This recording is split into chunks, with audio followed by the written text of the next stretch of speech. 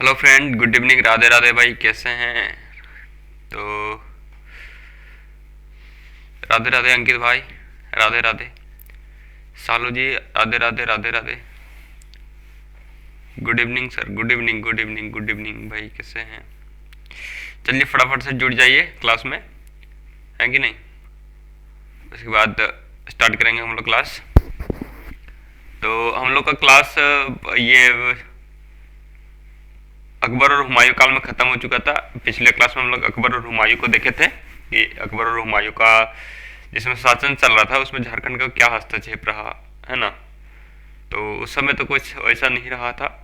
उसमें अफगानों और उसका कि मतलब जो मतभेद हो रहा था उसी इसमें, मतलब जो आए गए थे ना उसी इसमें वो उसको बस रास्ता का मार्ग, मतलब मार्ग का ही उपयोग हुआ था। आने जाने के लिए सिर्फ उपयोग किया था, है ना? तो अब और हम लोग पढ़ेंगे। सब लोग आ गए भाई, है ना? गुड इवनिंग भाई, गुड इवनिंग।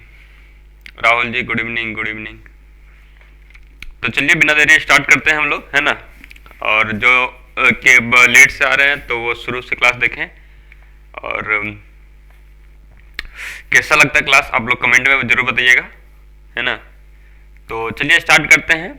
जहांगीर काल हम लोग वो अकबर और हुमायूं के बारे में पढ़ लिए थे। अब हम लोग चलते हैं जहांगीर काल में, है ना? जहांगीर काल में झारखंड का क्या हस्तक्षेप रहा, है ना? जहांगीर वही मुगल काल का आदमी। जहांगीर को पता था कि भाई यहाँ झारखंड में जो शंख नदी है ना, शंख नदी, वहाँ हीरा पाया जाता है। वही जहांगीर का आकर्षण बनता है ना? देखो यहाँ लिखा हुआ है, शंख नदी में पाए जाने वाले, शंख नदी में पाए जाने हीरे हीरे हीरे ने ही जहांगीर का झारखंड की ओर आकर्षण किया था, है ना? जो शंख नदी में जो हीरा पाया जाता था वही जहांगीर को आकर्षण किया था अपने ओर, कि भाई वहाँ हीरा पाया जाता है, तो वो इसीलिए वो झारखंड तरफ आकर्षण हुआ था। ठीक है, आगे देखते हैं। जब आकर्षण हुआ तो जब जहांगीर का जिसमें समय चला था उसमें छोटा नागपुर का खास में कौन, छोटा नागपुर खास में में कौन सा वंश चल रहा था? तो नागवंश, है ना? छोटा नागपुर खास में कौन सा चल रहा था? नागवंश, है ना? नागवंश। उसके बारे में चलिए देख लेते हैं। अकबर की मृत्यु के बाद नागवंशी राजा मुगलों के अधीन नहीं मानते हुए, मतलब अकबर के बाद जो नागवंशी राजा जो थे ना, वो कर देना, वो अधीन उसका तो अब मुगलों का अधीन तो नहीं था, लेकिन वो मालगुजारी भी देना बंद कर दिया था, ठीक ना? अकबर की मृत्यु के बाद, है ना? आगे देखते हैं। जहांगीर के समय नागवंशी राजा दुर्जन साल, जहांगीर के समय नागवंशी राजा दुर्जन साल, मतलब जहांगीर के समय जो नागवंशी राजा कौन था? दुर्जन साल, जो हीरो के राजा के नाम से जाना प्रसिद्ध था। मतलब जो जहांगीर के समय ना जो नागवंशी राजा था वो दुर्जन साल, वो हीरो के नाम से हीरो के नाम से प्रसिद्ध था।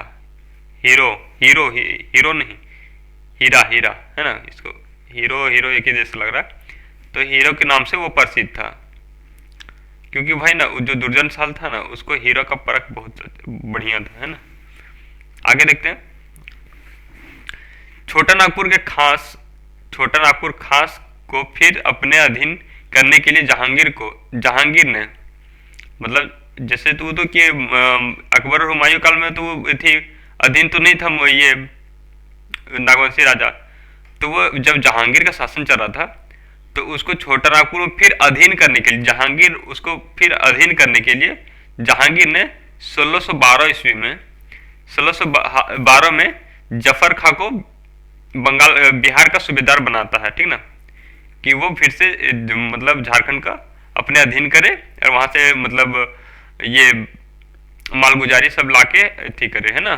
कलेक्ट करे और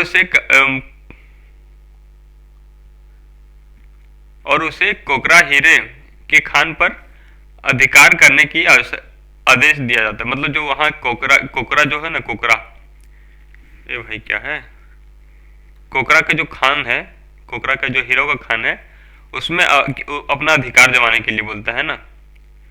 किंतु जफर खां की अचानक मृत्यु हो जाता है। देखो भाई, कि ये जहांगीर ना कि ये जफर खां को भेजता है कि तुम जाओ झारखंड में जो ये है ना हीरा का खान, कोकराम में जो हीरा का खान है, तुम उसमें अधिकार जमाओ, ठीक ना। वो तो देखो, वो तो ये कि ये जहांगीर तो उठी राजा था, तो उसको तो भेजता नहीं है ना, हर जगह तो वही राजवे जाएगा, तो थोड़ी ना ऐसा होता है। तो वो बंगाल का जो सूबेदार था, बंगाल के जफर खां को बंगाल बिहार का सूबेदार बनाता है, ठीक है। उसको बोला जाता है कि तुम जाओ झारखंड में जो कि कोकरा में जो हीरा का खान है उसमें तुम अधिकार जमाओ, ठीक ना। तो वो तो जाता है, लेकिन किंतु जफर खां का अचानक मृत्यु हो जाता है, मतलब वो कि वहां तो गया लेकिन अचानक उसका मृत्यु हो गया। भाई जन्म और मृत्यु का क्या कहानी है, कहियो पता नहीं कब कैसा है ना, कैसा इति आ जाए, कैसा समय आ जाए कि मृत्यु हो जाता, तो वो जफर खां मर जाता है, ठीक है। आगे देखते हैं। 1615 ईस्वी में जहांगीर ने इब्राहिम खां को बिहार का सूबेदार बनाता है। भाई जब वो जफर खां मर जाता तो फिर वो की रुकता भी नहीं है, फिर दूसरा आदमी इब्राहिम खां को, जहांगीर ने इब्राहिम खां को बिहार का सूबेदार बनाता है ना।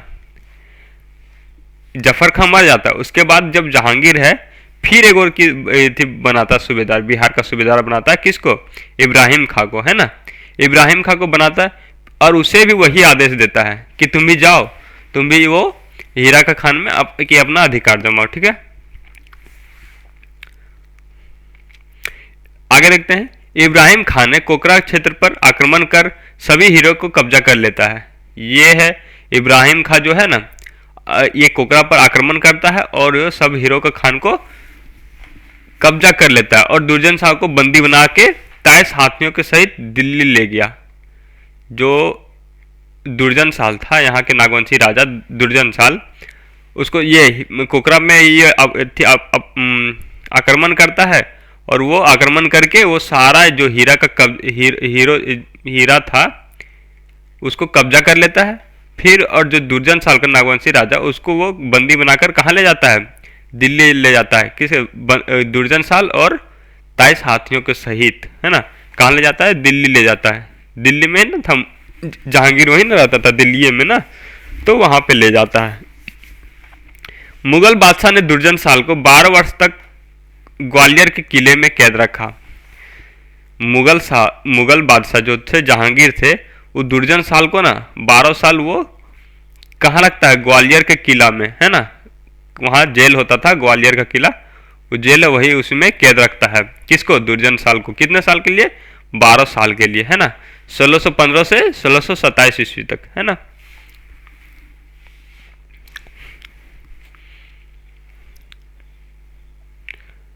और जब ये वहां जब दुर्जन साल मतलब ये इब्राहिम खान वहां जो सब लूट आक्रमण करके वो जो कर लिया था, हीरा का खान कब्जा कर लिया था, तो उसमें जो कि अभियान में जो कोकरा अभियान में जुड़े जो जितने भी व्यक्ति थे उसको पुरस्कारित दिया जाता है कि तुम इसका इति कर लिया तो तुमको पुरस्कार दिया जाता है। तथा इब्राहिम खां को 4000 मान सूबेदार बनाया जाता है।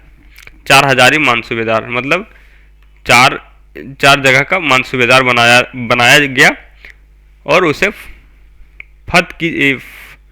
फतह की जंग की उपाधि दी। मतलब देखो ये फत जंग मतलब जो मतलब जीत नहीं जाता है, जंग को जीत जाता है, तो उसको फत जंग उपाधि दिया जाता है। किसको?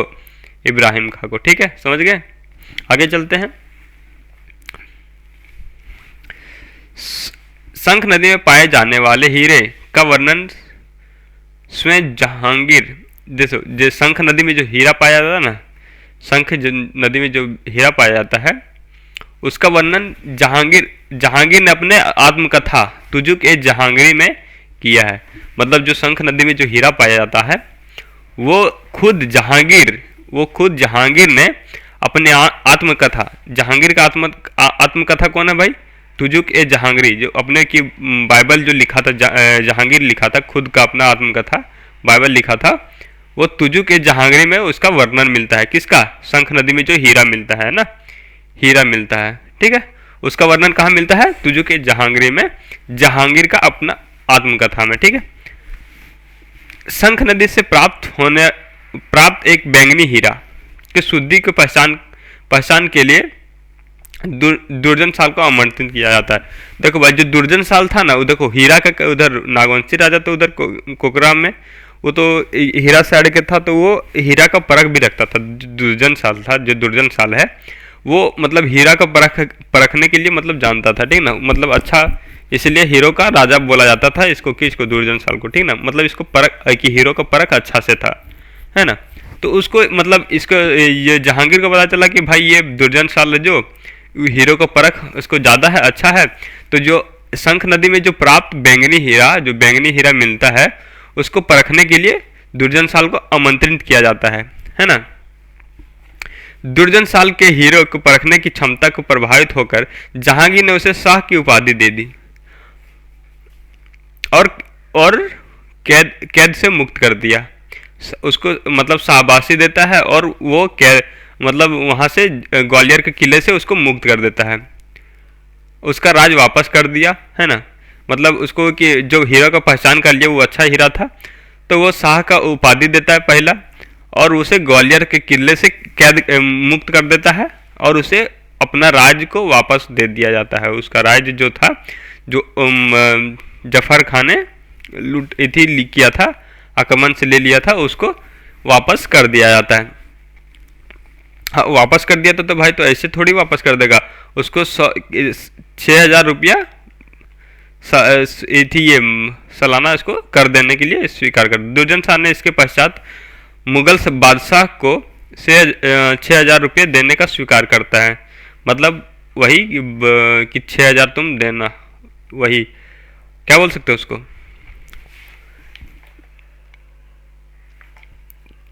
कि 6,000 देगा तब छोड़ देगा, मतलब वो इथी लेता है। आगे देखते हैं, देखो जहाँ अब पलामू में कौन सा था, तो पलामू में चेरो वंश, हम लोग पलामू किधर है, चेरो वंश इधर है भाई।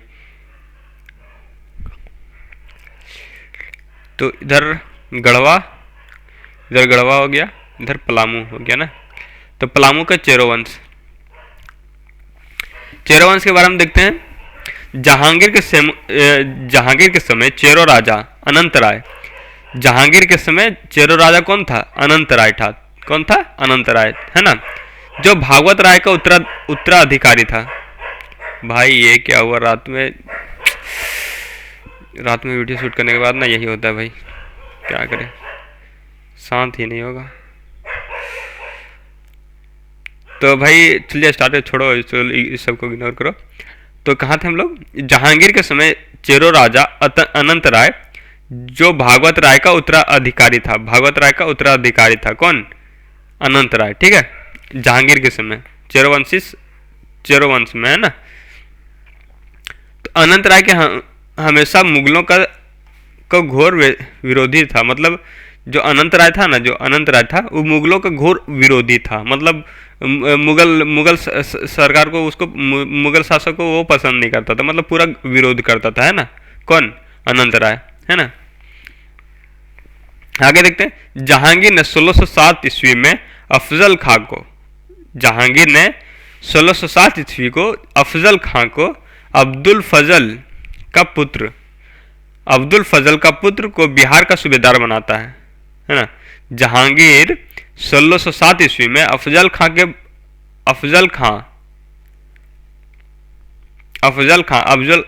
कौन था, अबुल फजल का पुत्र था, ठीक ना, उसको बिहार का सूबेदार बनाता है कौन, जहांगीर ने। सूबेदार नियुक्त करता है और पलामू पर आक्रमण का आदेश देता है। देखो भाई उधर उन लोग की आदेश देता है कि तुम कोकरा पर आक्रमण करो। अब जब पलामू में ही था तो अफजल खां को वो बिहार का सूबेदार बनाता है और उसे पलामू कर आक्रमण करने का आदेश देता है। किंतु कुछ ही दिन बाद किसी बीमारी से अफजल खां का मृत्यु हो जाता है। भाई जो पहला था ना, उसमें भी कोई बीमारी से मर गया, अचानक मृत्यु हो गया था, और इसमें भी अफजल खां का मृत्यु हो जाता है ना। आगे देखते हैं, 1612 में अनंत राय का मृत्यु पश्चात सहबल राय पलामू का शासक बना। अब इधर अनंत राय का भी मृत्यु हो जाता है। अनंत राय मृत्यु के 1612 ईस्वी में अनंत राय की मृत्यु हो जाता है। इसकी मृत्यु के बाद पश्चात सहबल राय को उसका पलामू का शासक बनाता है, ठीक ना। किसको? सहबल राय को पलामू का शासक बनाता है। किसके? अनंत राय को मृत्यु के बाद सहबल राय को उसका पलामू का शासक बनाता है, ठीक है। आगे देखते हैं। सहबल राय भी मुगल का विरोधी था। ये तो अनंत राय तो मुगल का विरोधी था ही, लेकिन ये जो सहबल राय था, मतलब पलामू के जो जितना भी चेरोवंशी का जो शासक था ना, मुगल का पूरा लग रहा विरोधी था, है ना। अरे कौन पसंद करेगा भाई, है ना। तो जो सहबल राय था वो भी मुगल का विरोधी था। उसने जीटी रोड सड़क, मतलब सड़क से आगम चौपारण के आसपास प्रभाव क्षेत्र था, प्रभाव क्षेत्र बना दिया।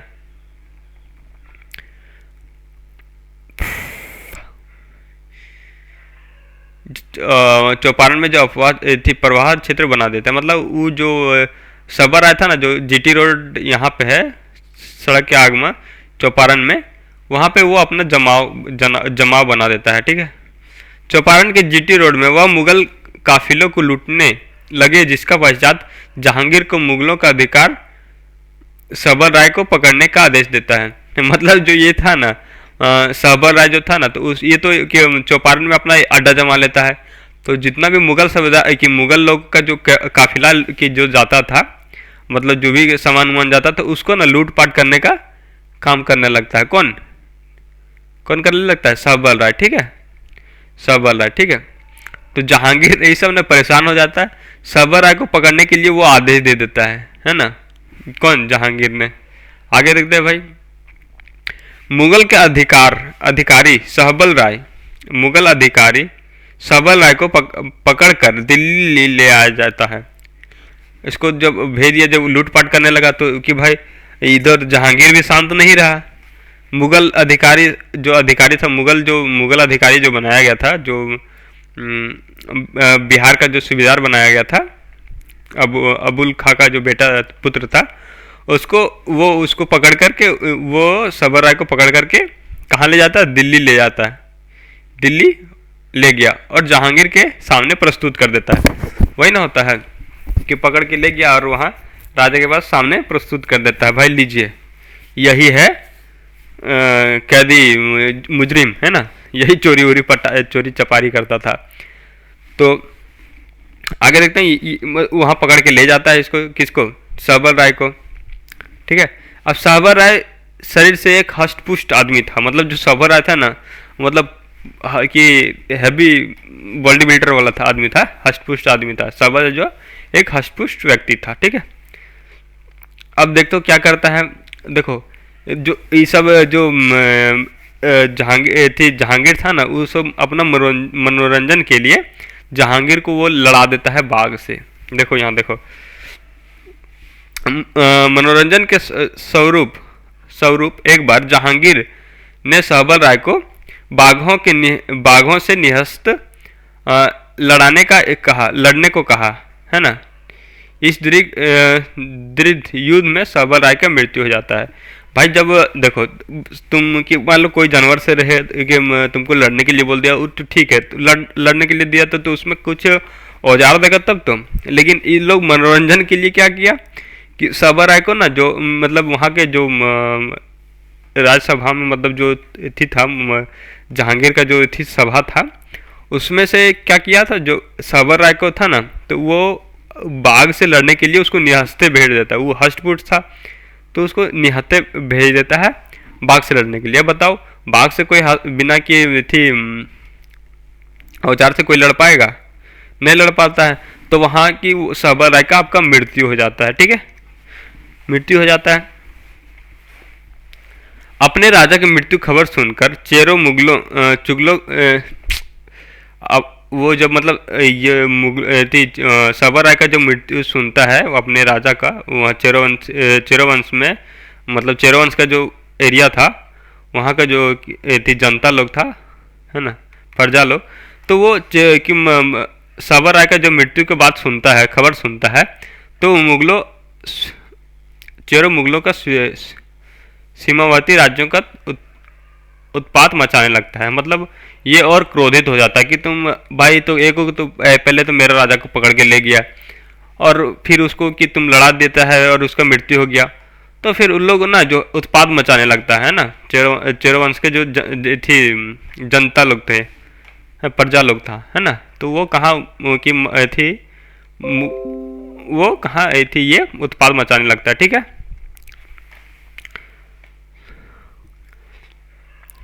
जिसने मुगलों को दमन कर दिया, मुगलों का दमन कर दिया, जिसे मुगलों को दमन कर मतलब वो मुगलों को दमन कर देता, दबा देता है कि तुम भागो भागो सला, है ना। अब देखते हैं मानभूम और विष्णुपुर का पंचायत राज। मानभूम और विष्णुपुर का पंचायत राज। मानभूम कहाँ भाई? अभी धनबाद में है ना, याद है ना भाई? धनबाद, धनबाद जहाँ पे मैं, जहाँ से आपका ये क्लास चल रहा है, धनबाद मानभूम को पहले धनबाद को मानभूम कहा जाता था। ठीक है, आगे देखते हैं मानभूम में क्या रहे कि जहांगीर का मानभूम में क्या हस्तक्षेप रहा है ही नहीं। तो बिहार के सूबेदार अफजल खां, बिहार का जो सूबेदार था अफजल खां को बनाया था, वो वह बंगाल का सूबेदार इसलाल खां के नेतृत्व में मुगलों के पंचायत राज का आक्रमण किया। मतलब जो बिहार का सूबेदार अफजल खां और बंगाल का सूबेदार इस्लाम खान के नेतृत्व में ये मुगलों ने पंचायत राज पर आक्रमण किया। पंचायत राज के जमींदार वीर हमीर सेनापति शेख कमल समक्ष आत्मसमर्पण कर लेता है। मतलब ये लोग जब दोनों साइड से जब आक्रमण हुआ तो पंचायत राज के जो जमींदार और जो वीर हमीर जो थे, वीर हमीर सेनापति के शेख कमल जो थे, वो लोग ना क्या थी का उसका आत्मसमर्पण कर लेता है कि सरेंडर कर देता है। भाई खड़ा भाई हाँ भाई जो बोलना है बोलो, वो सरेंडर कर देता है। ठीक है, ये पंचायत राज में है ना। अब जहांगीर हो गया, अब आता है शाहजहां का आगमन होता है। जहांगीर हो गया खत्म, अब आ गया शाहजहां का बारी, है ना। शाहजहां में कैसे कैसे किया भाई?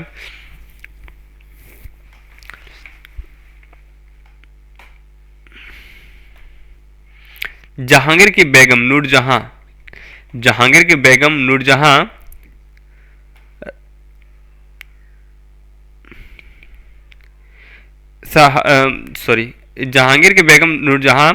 की राजनीतिक मामलों के दखल अंदाज के शस्त्र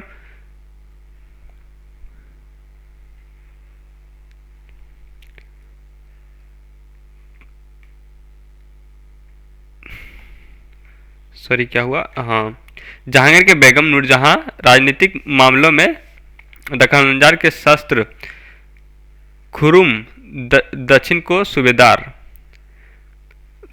सूबेदार ने 1622 में विद्रोह कर दिया।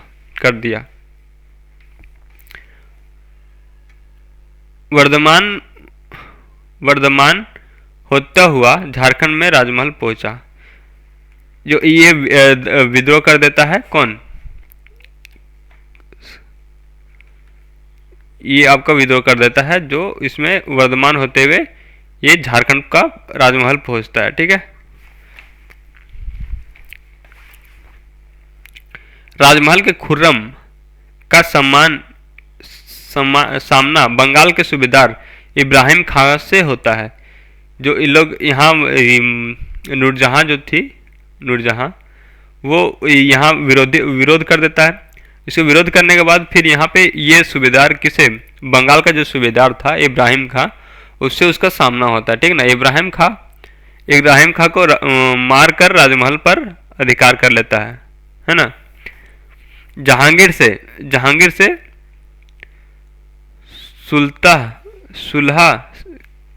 सुलह के पश्चात खुर्रम पुनः दक्षिण भारत लौट जाता है। मतलब ये लोग जहांगीर से सुलह कर लेता है और वो खुर्रम जो है पुनः वापस लौट जाता है कहाँ? दक्षिण भारत, है ना। और जहांगीर हो गया। अब आते हैं शाहजहाँ। अच्छा ये छूट गया था क्या? अच्छा अच्छा अच्छा, ये छूट गया था, जहांगीर का छूट गया था, और यहाँ से फिर से रहा। हाँ, तो ये शाहजहाँ का स्टार्ट होते हैं। तो शाहजहाँ में कि छोटा नागपुर में छोटा नागपुर में नागवंश में क्या असर रहा? देखो शाहजहाँ के शाहजहाँ काल में, जिस समय शाहजहाँ गद्दी पर बैठा उस समय नागवंशी राजा दुर्जन साल था। देखो भाई ये सब याद कर लेना, जो टिक कर दे रहा है, देख लो भाई। ये है जो दुर्जन साल था, शाहजहाँ के गद्दी बैठने समय जो नागवंशी राजा कौन था? दुर्जन साल था। ठीक है। जहांगीर की मुक्ति होने के पश्चात वह अपने राजधानी खुखरा से लौट आया था। जहांगीर का जो मृत्यु था, मुक्ति के बाद दुर्जन साल, हाँ जो दुर्जन साल जो था ना, जो हीरो का परख था, वो अपना राजधानी वो लौट आता है ना। जो उसको कैद करके ले गया था ना, जो ग्वालियर के किला में रखा था ना, तो वो उसको तो वो छोड़ देता है। वो हीरा का परख करता है तो वो उसको छोड़ देता है, दुर्जन साल को तो छोड़ देता है। तो वो कि जब शाहजहाँ का गद्दी जब बैठता है तो वो अपना राजधानी में वो कि खुखरा वापस लौट आया था। ठीक है। कौन? दुर्जन साल। सुरक्षा की दृष्टि से दुर्जन साल ने अपने राजधानी में खुखरा से दोयसा स्थानांतर किया, जो तीनों ओर से पहाड़ एवं एक दक्षिण ओर से कोयल नदी से घिरा हुआ है। मतलब जो अपना कि जैसे जो दुर्जन साल है, वो जब वहाँ से ग्वालियर से आया था मुक्त होकर, तो वो दुर्जन साल ने अपना राजधानी को खुखरा से कहाँ? दोयसा ले जाता है। ठीक है। खुखरा से दोयसा स्थानांतरित कर देता है, जिसमें तीनों ओर से पहाड़ी है। क्या है? तीनों ओर से पहाड़ी है, और दक्षिण कोयल नदी का बीथी में है। ठीक है ना। दक्षिण कोयल नदी से तीनों साइड पहाड़ी और दक्षिण कोयल का से घिरा हुआ है ना। कौन? दोयसा। आगे देखते हैं। दुर्जन साल जो है अपना राजधानी दोयसा से अनेक सुंदर भवनों का निर्माण कराता है।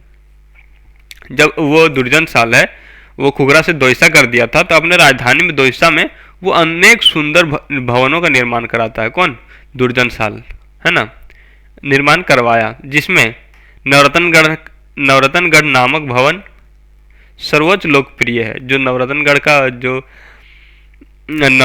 जो भवन है वो सर्वोच्च मतलब सबसे लोकप्रिय है। वो किसने? यहाँ पूछेगा भाई, ये क्वेश्चन मतलब यहाँ से क्वेश्चन बनता है कि नवरत्नगढ़ का किला किसने बनाया था? तो दुर्जन साल ने, है ना। दुर्जन साल ने। ठीक है। इस भवन में उनका उसमें झरोखों का दर्शन की भी व्यवस्था की है। मतलब ये तो लोकप्रिय है ही, लेकिन इसमें भी एक झरोखा बनाया, मतलब जो पानी वाला नहीं रहता, ऐसे गोल रहता है, यहाँ से पानी झरना उड़ना नहीं रहता है, वो और आकर्षित करता है। ठीक है।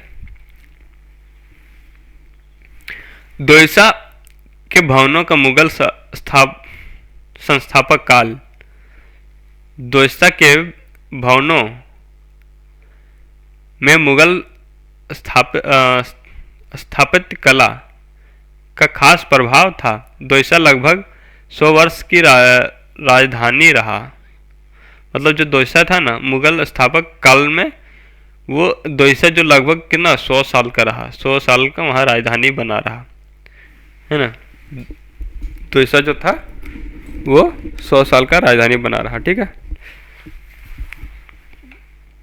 आगे देखते हैं। दुर्जन साल 1640 तक शासक रहा। जो दुर्जन साल था ना, वो 1640 तक की वह नागवंश का वो शासक रहा, है ना। इसके मरने के बाद रघुनाथ शाह रहता। इसके मतलब दुर्जन शाह जब मरता है तो रघुनाथ शाह बन जाता है, जो 1990 तक रहा। दुर्जन शाह के बाद रघुनाथ शाह बनता है। अब देखो रघुनाथ शाह क्या क्या किया भाई। रघुनाथ शाह के समय मुगल सैन्य अधिकारी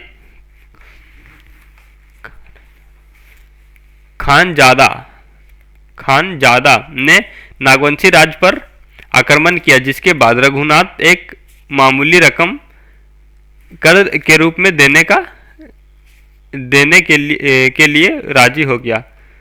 मतलब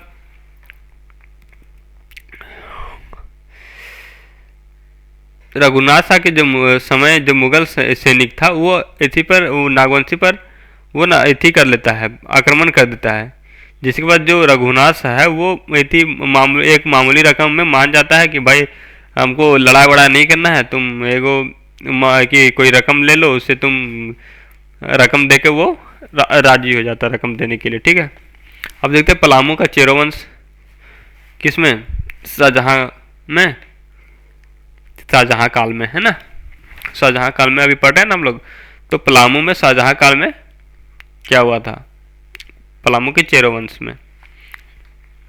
शाहजहां के समय चेरो शासक प्रताप राय जो सहबल राय का उत्तराधिकारी था। जैसे सहबल राय जब वो बाघ से लड़के मर गया तो उसका उत्तराधिकारी कौन था, प्रताप राय, है ना। प्रताप राय इसका था ना, सहबल राय का उत्तराधिकारी, है ना। तो शाहजहां के समय शासनकाल में चोरो शासक प्रताप राय जो सहबल राय का उत्तराधिकारी था, है ना। प्रताप राय ने अपने राज्य को अत्यंत शक्तिशाली बना दिया था। पलामू में पुराना किले का निर्माण इसी के समय हुआ था। जो पलामू में पुराना किला जो है बना हुआ, वो किसने बनाया था, प्रताप राय ने, है ना। वो अपने राज्य को ना अत्यंत शक्तिशाली बना देता है, कौन, प्रताप राय।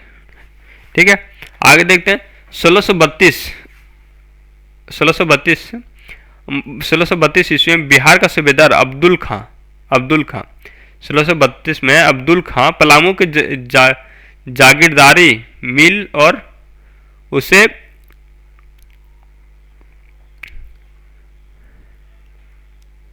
13,000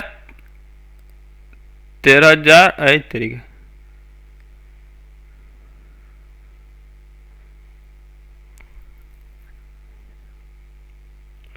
1,36,000 वो वार्षिक देने का के लिए कहा जाता है, जिसे वह पलामू का शासक वसूलता था, है ना। इतना मालगुजारी वो देने के लिए कहा जाता है ना।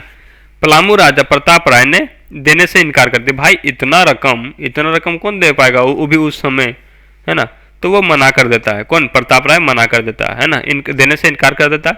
जिसके पश्चात 26 जनवरी 1642 में चेरो मुगलों का युद्ध हुआ, जिसमें चेरो की हार हो गई। मतलब इसके बीच में युद्ध होता है भाई, नहीं वो बोल रहा है कि तो दो और हम ये बोल रहा है कि नहीं देंगे, तो दोनों में लड़ाई हो जाता है ना। जिसमें से चेरो का जो हार हो जाता है, ठीक ना।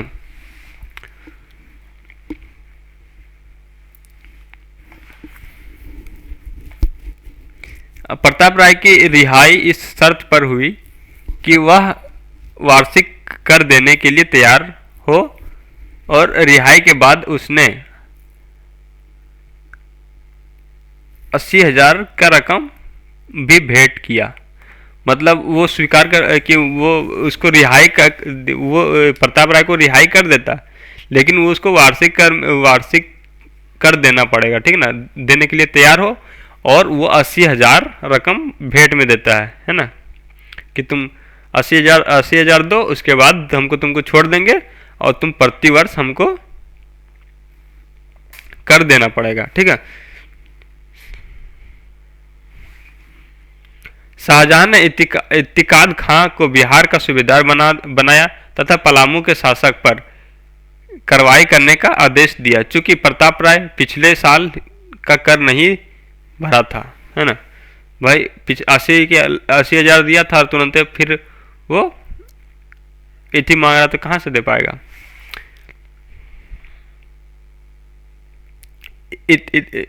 इत्तिकाद खां ने जबरदस्त खां को पलामू का आक्रमण के लिए भेजा, जिसके समक्ष प्रताप राय ने संधि का प्रस्तावना रखे, 1 लाख और 1 हाथी देने का बात कही। मुगल बादशाह प्रस्ताव स्वीकार किया तथा प्रताप राय को 1000 मनसूबेदार नियुक्ति किया। पलामू को उसी के अधिकार रहने का तथा 1 करोड़ दाम सालाना कर दिया, मतलब कर बढ़ा दिया है ना, 1 करोड़ कर दिया, 80,000 से 1 करोड़ कर दिया।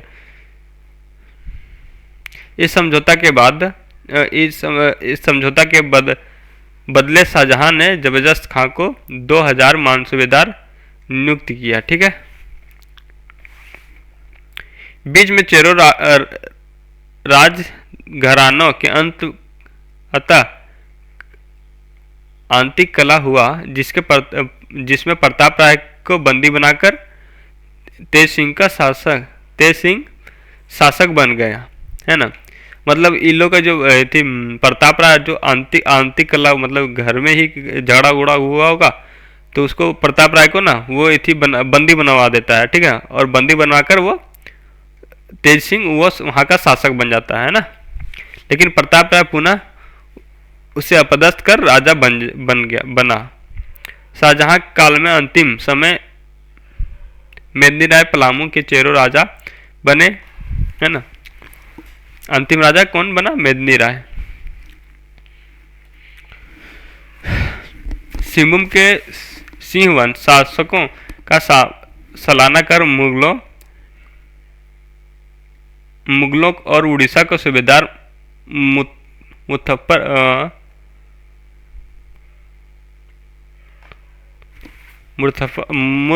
माफर्त प्रताप प्राप्त होता था। शाहजहां